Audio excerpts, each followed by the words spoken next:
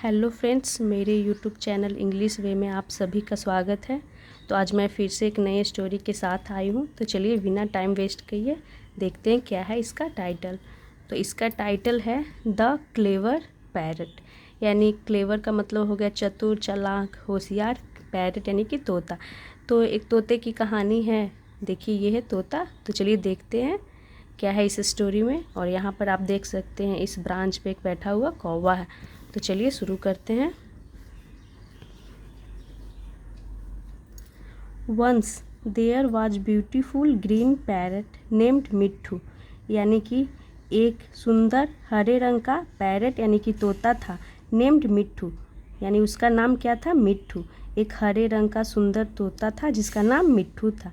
His red बिक यानी कि उसकी लाल चोंच, बिक का मतलब चोंच होता है, उसकी लाल चोंच लुक्ड वेरी ब्यूटीफुल। यानी जो उसकी तोते की जो लाल चोंच थी वो बहुत सुंदर दिखता था।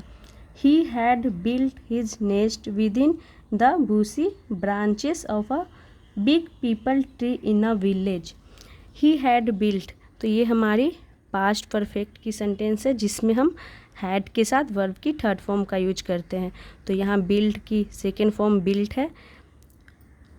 हिज नेक्स्ट अपना घोंसला, with in the Bussy branches. तो बूसी ब्रांचेस का मतलब हो गया झाड़ीदार शाखाओं पे उसने घर बनाया था। Of a big people tree in a village. यहाँ फुल स्टॉप है। तो चलिए देखते हैं यहाँ से यहाँ तक का क्या मतलब होता है।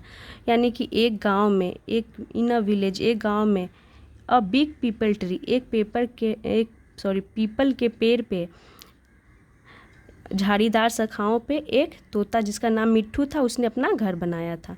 एवरी डे यानी कि हर रोज़, he would leave in the morning in search of food and return in the evening.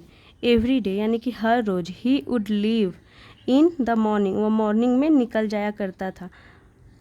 किस लिए? तो इन सर्च ऑफ फूड यानी कि भोजन की तलाश में। तो वुड हमारा यहाँ पे रिपीटेशन को दिखाता है, पास्ट की रिपीटेशन। जब हम ऐसे बोलते हैं ना कि वह स्कूल जाया करता था, वह पढ़ा करता था, तो हम उसके लिए वुड या फिर यूज टू का यूज करते हैं। और ही हमारा प्रोनाउन यूज किया गया है तोते के लिए। तो ये मेल है इसीलिए यहाँ पे ही प्रोनाउन का यूज किया गया है। अगर वो फीमेल होती तो हम सी का यूज करते। तो वह सुबह निकल जाया करती थी भोजन की तलाश में, इन search of food, and return in the evening, और शाम को वापस आता था, टू स्पेंड द नाइट यानी रात बिताने के लिए, कंफर्टेबली इन हिज नेस्ट यानी कि अपने घोंसले में, नेस्ट घोंसले में आराम से, कंफर्टेबली यानी कि आराम से रात बिताने के लिए वो वापस लौटता था। वन डे एक दिन, while he was flying in search of food यानी कि एक दिन जब ही वाज फ्लाइंग वह उड़ रहा था, इन सर्च ऑफ फूड यानी भोजन की तलाश में। तो यहाँ पे ये हमारी प्रेजेंट कंटिन्यूअस की सेंटेंस हुई जिसमें हम वाज वर्ब के साथ वर्ब में आईएनजी लगाते हैं। तो ये हमारी थर्ड पर्सन सिंगुलर हो गया, इसीलिए यहाँ पे वाज का यूज किया गया है। अगर ये हमारा प्लूरल होता तो यहाँ पे वर का यूज करते। तो he was flying in search of food, वो भोजन की तलाश में जब उड़ रहा था। ही सॉ, उसने देखा, अ मैंगो ट्री, एक आम का पेड़, it was laden with ripe yellow mangoes.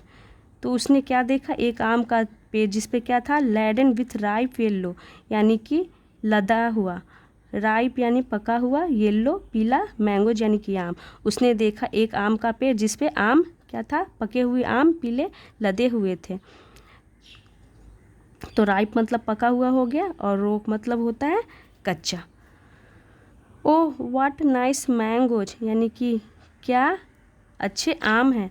तो तोता क्या बोला? क्या अच्छे आम है। ही एक्सक्लेम्ड, उसने कहा कि, ही एक्सक्लेम्ड का मतलब हो गया उसने कहा। क्या कहा? व्हाट नाइस मैंगोज, क्या आम है।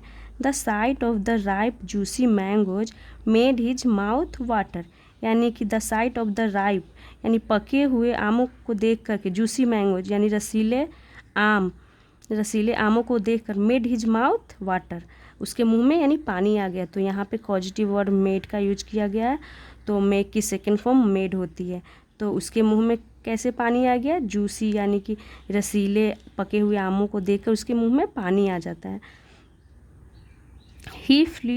He flew down and sat on a branch of the tree. तो यहाँ पे फ्लाई की सेकेंड फॉर्म फ्लू का यूज किया गया। ही फ्लू, वह उड़ा, डाउन यानी नीचे, and set on a branch, और एक ब्रांच पे बैठ गया। सिट की सेकेंड फॉर्म शॉर्ट सेट होती है, और ऑन प्रीपोजिशन का यूज किया गया। अ ब्रांच यानी कि एक शाखा पे वो बैठ गया। ऑफ द ट्री यानी कि पेड़ की शाखा पे। Just when he was about to eat a mango, यानी कि जैसे ही, जब वह, वाज अबाउट टू का यहाँ यूज किया गया है। तो अबाउट टू का हम यूज तब करते हैं जब हम कोई काम दिखाना हो कि हम जल्दी करने ही वाले हैं, तो हम अबाउट टू का यूज करते हैं। जैसे कि हो गया वह खाने ही वाला था, तो तब हम यूज करते हैं he was about to eat. तो ये काम दिखाता है कि काम जल्दी होने ही वाला है। ईट अ मैंगो यानी कि वह जैसे ही आम खाने वाला था। ही हर्ड, उसने सुना, तो यहाँ पे आर आपका साइलेंट होता है, इसे हर्ड प्रोनाउंस करेंगे। He heard a harsh voice, कैसा वॉइस सुना उसने? एक हार्श वॉइस सुना, एक कर्कश आवाज़। ऑफ अ क्रो यानी कि कौवे की कर्कश आवाज़ उसने सुना। हे दिस इज माई ट्री, यह मेरा पेड़ है। गो अवे फ्रॉम हेयर यानी कि यहाँ से चले जाओ।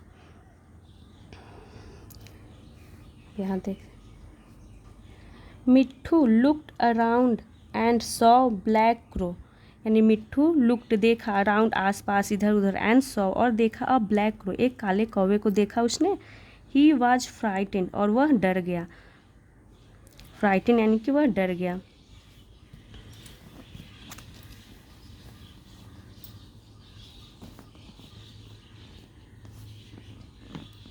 सो इसीलिए ही फ्लू अवे, इसीलिए वो फ्लू अवे यानी कि उड़ गया। But he was very disappointed, लेकिन वो क्या हो गया? बहुत ही ज़्यादा डिसअपॉइंटेड था, यानी कि निराश हो गया, हताश हो गया। As he was not able to eat such a lovely juicy mangoes, यानी कि वो बहुत ज़्यादा निराश हताश हो गया। एज, क्योंकि, यहाँ पे एज का सेंस क्योंकि के रूप में लिया गया है। He was not able to eat यानी कि वो नहीं खा पाया। Such a lovely juicy mangoes यानी कि ऐसे रसदार जो फल थे, जूसी मैंगोज, तो वो नहीं खा पाया, इसीलिए वो डिसअपॉइंटेड हो गया।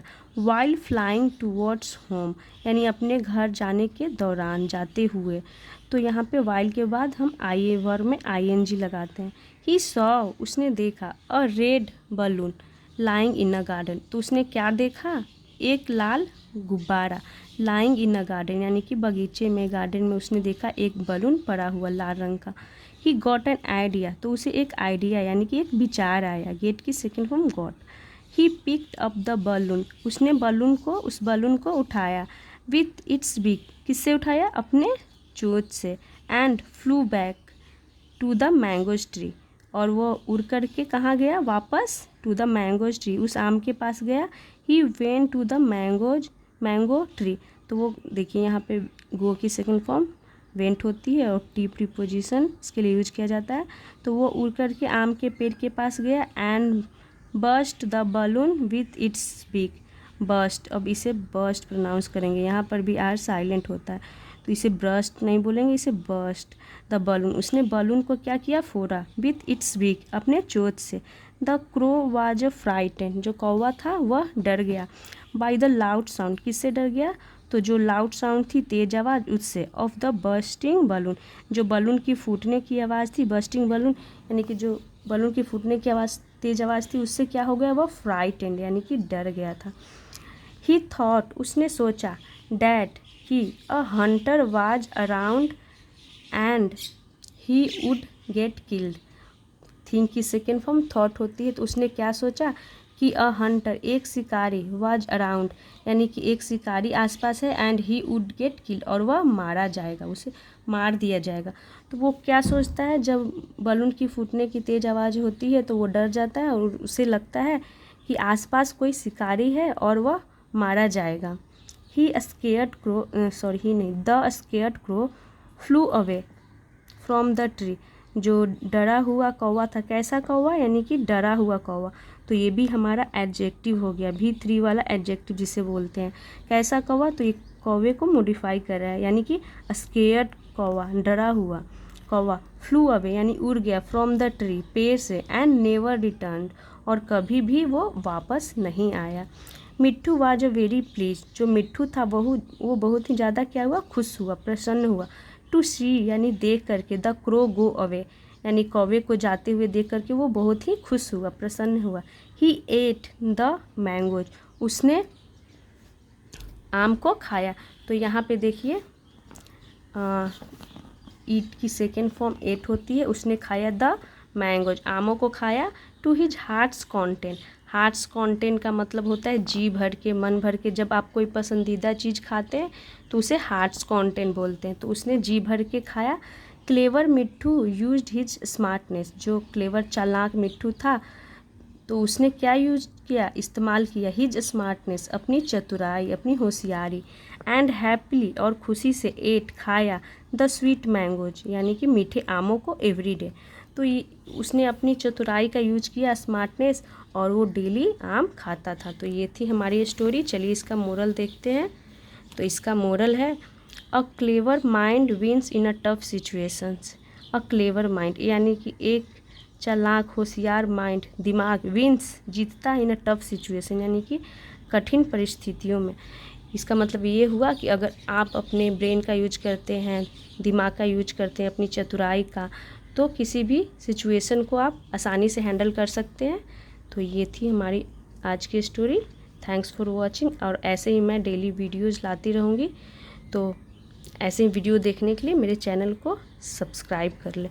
Thanks for watching.